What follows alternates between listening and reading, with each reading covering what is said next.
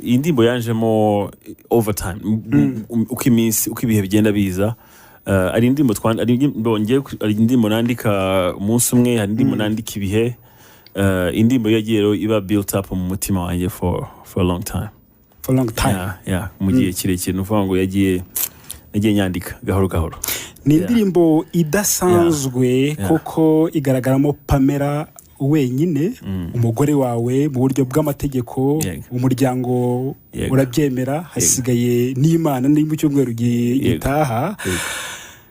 Utekereza gushyiramo Pamela wenyine, muganira we yabyakiriye gute, yiyumvishe gute?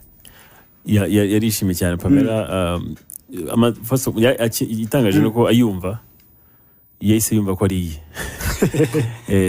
kuko azi urukundo mukunda uko rungana, azi urugendo rwacu, kuko isa nkaho nanone idekriva the journey, urugendo.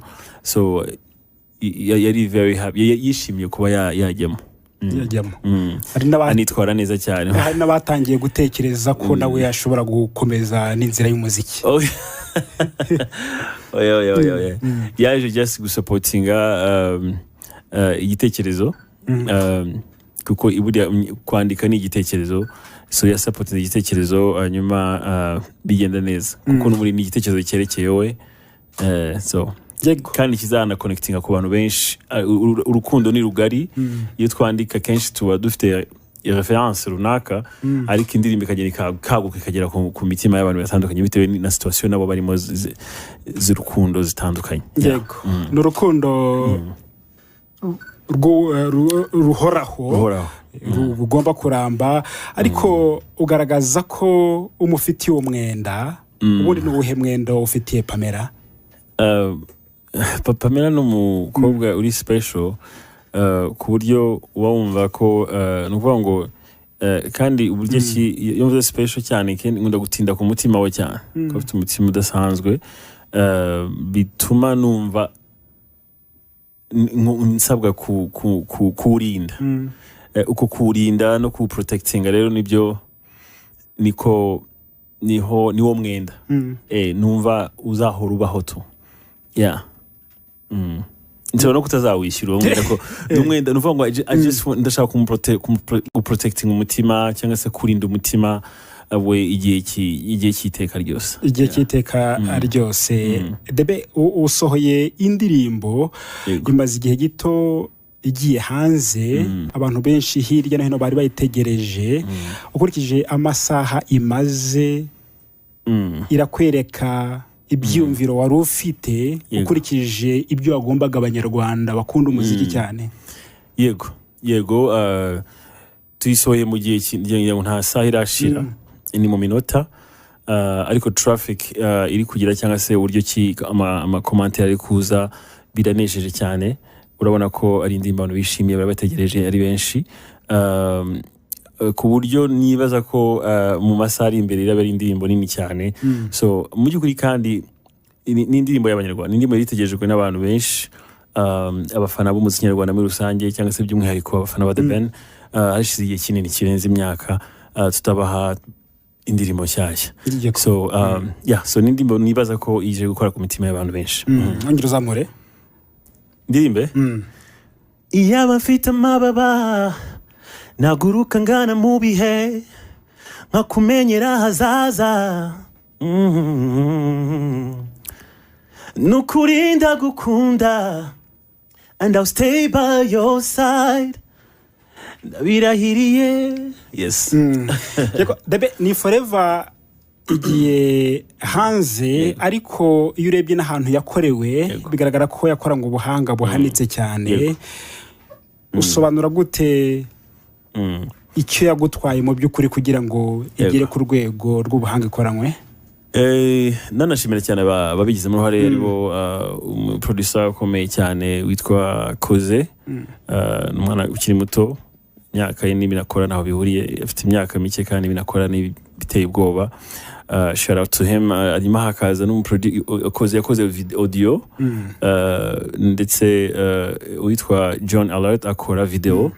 Aba n'abaproducer bakomeye cyane mu by'ukuri.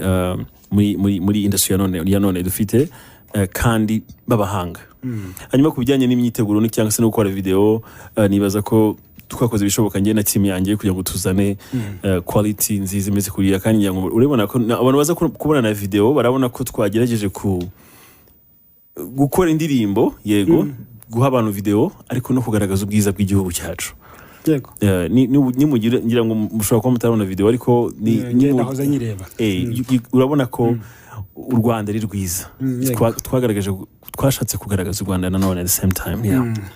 Wasezeranyije abanyarwanda ko uzasohora indirimbo ebyiri, ya kabiri zasohoka ari navuze ebyiri hariya, navuze ati navuze imwe mbere, bagomba guhitamo muri izo ebyiri ahubwo iyo ugomba kubanza. So indirimbo ya kabiri ishobora gusohoka anytime soon. Yego. Debe ejo hashize kuwa gatanu itariki 15 z'ukwezi kwa 12 2023 n'umunsi ni itariki y'amateka mu buzima bwawe wasabye ndetse unakwa wikeza Pamela.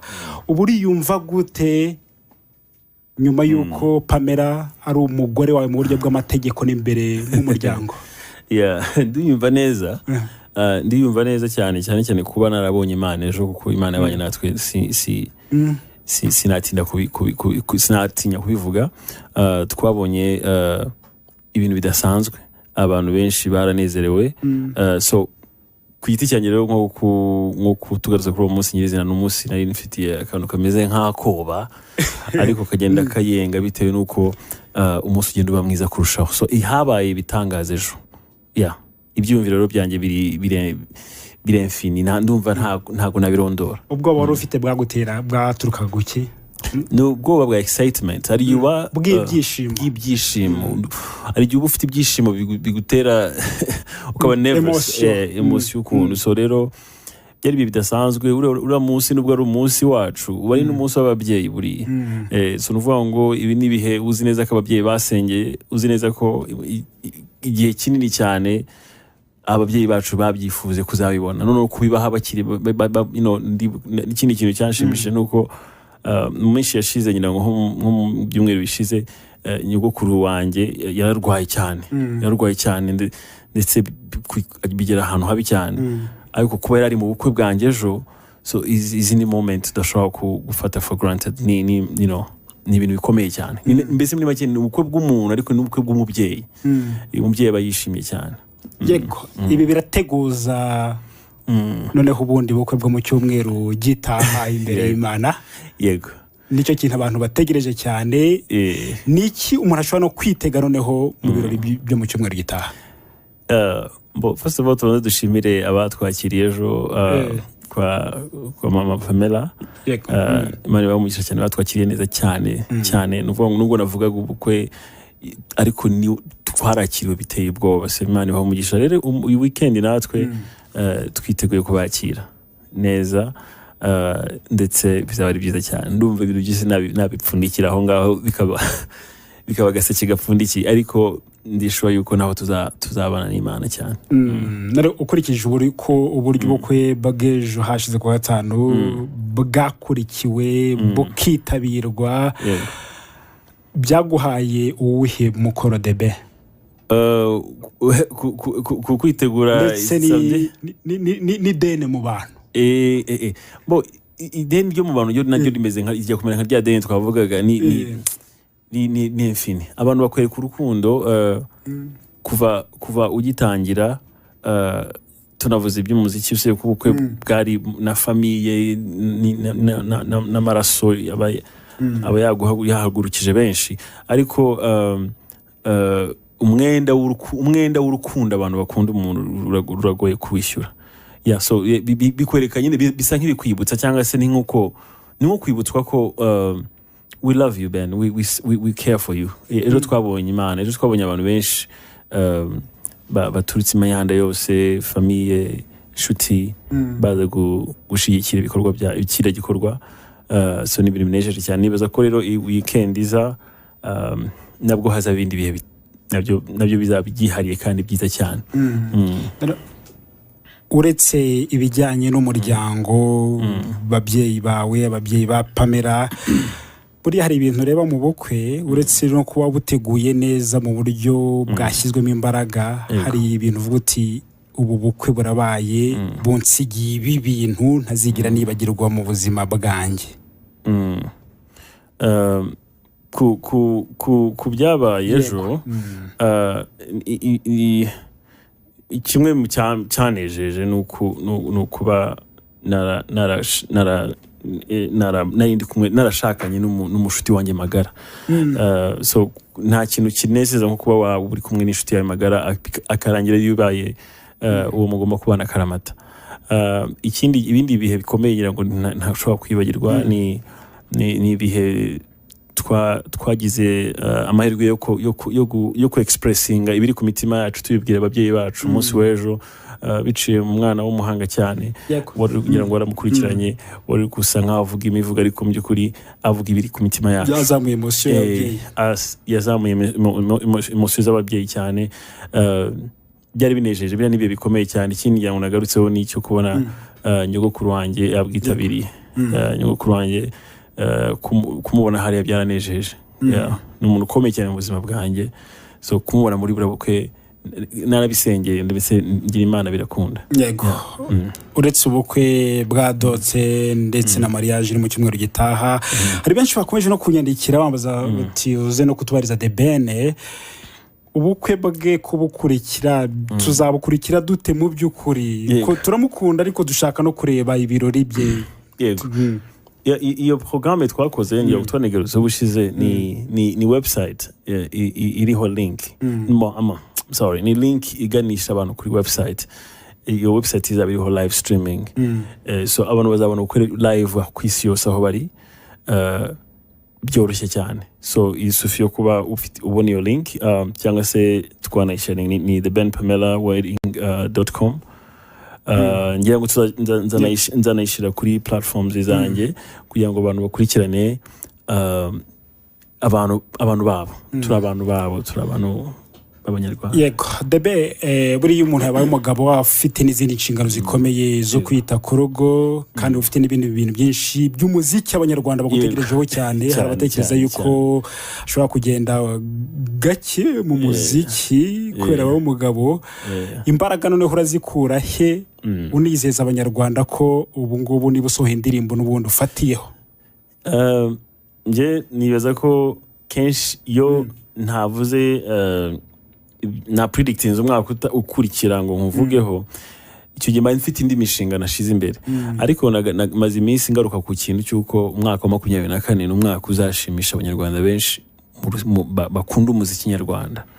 Ni umwaka uzaba uryoshye kandi simbivugira ngiye gusa mbivugira abahanzi bagenzi banjye kuko nabo biyemeje ko tuzamura ibendera tukarishira ku rwego rutabaho rwo hejuru ku rwego rudasanzwe. So nibaza ko nta guslowinga down kurimo nta koroshya. Tugomba kumakinga sure ko 2024 ari umwaka ugomba gushimisha umunyarwanda wese mbese kuzamura umuziki nyarwanda ukawushyira kuri level twifuza kuba turiho. Ama awards akomeye abahanzi bacu bakayatsindira ama concert akomeye ku isi bakayitabira. So ndibaza ko bizakunda. Mu gihe cyose umaranye na Pamela usobanura gute uruhare rwe mu iterambere ry'umuziki wawe? Ni rinini. In fact akunda no kumpushinga akamubwira ati nk'ubu nayimaze iminsi ndi mpuze mu bindi bikorwa bandimo arimo no ati ariko gira abantu dore cyane ko bajya banshinza ngo ningiye watumye ugenda. So supportinga cyane abayifuza ko duhabana indirimbo nubwo sometimes ntinda ariko turisubiraho. Interuro imwe umubwira tunasoza? Ni forever. N'ubuziraherezo. Yego. Debe warakoze cyane. Murakoze cyane nawe. Yego n'abafana baragukunze ni benshi bari bandukurikiye kandi n'ubutaha tuzagutumira. Thank you.